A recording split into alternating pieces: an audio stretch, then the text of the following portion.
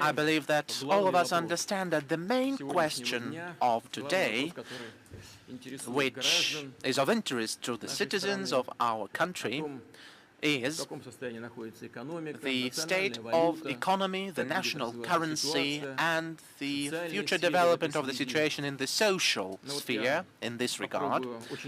And I will try briefly, with several sentences, to describe the situation to you and to inform you on my opinion on how it will develop. And after that, I believe the press conference would be finished. But if you have some maybe questions to guide me, I will try to answer those. Of course, this situation has been provoked by external factors, first and foremost, but we believe that a lot has not been done by us, of which we planned in diversifying our economy for the last 2 decades. It was quite difficult to do everything, especially taking into account the favorable economic situation when the money was invested by business to the areas with the maximum and quick profits. It was quite difficult to rebuild the mechanism. Today the situation has changed, as you know, and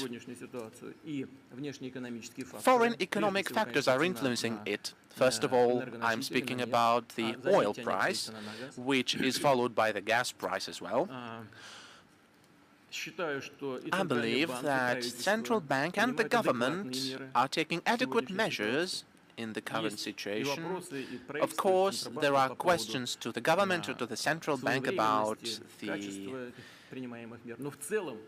the time frame of these measures, whether they are timely.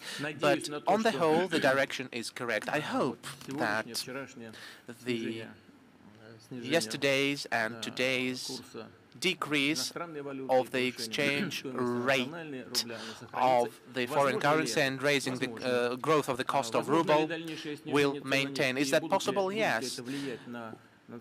Whether oil prices will continue to fall down and influence the national currency and inflation, that is possible too. What are we going to do about this? We are going to use the measures which we used quite successfully in 2008. And in this situation, we will have to focus our attention on assistance to people who do need it.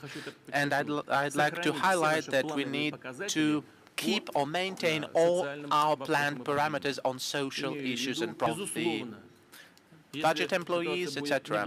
Of course, if the situation will develop in an unfavorable manner, we will have to make some adjustments to our plans, and of course we'll have to reduce something, but of course, and I'd like to highlight that, as experts say, jumping to plus, then further growth and favorable solution to this situation is unavoidable for 2 reasons. First, the growth of the global economy will maintain. I'm speaking about the rates of growth are slowing down, but the economy will grow in itself, and our economy will overcome the current situation. How much time is needed for that? I believe about 2 years in the worst scenario. And I repeat that after that the growth is imminent, because the foreign economic situation will change. The growth of the global economy will need additional energy resources, but for the time, which I have no doubts about, we'll be able to do a lot in diversifying our economy, because the life itself will be making us do that. We wouldn't be able to function and survive otherwise. So on the whole, and I repeat, this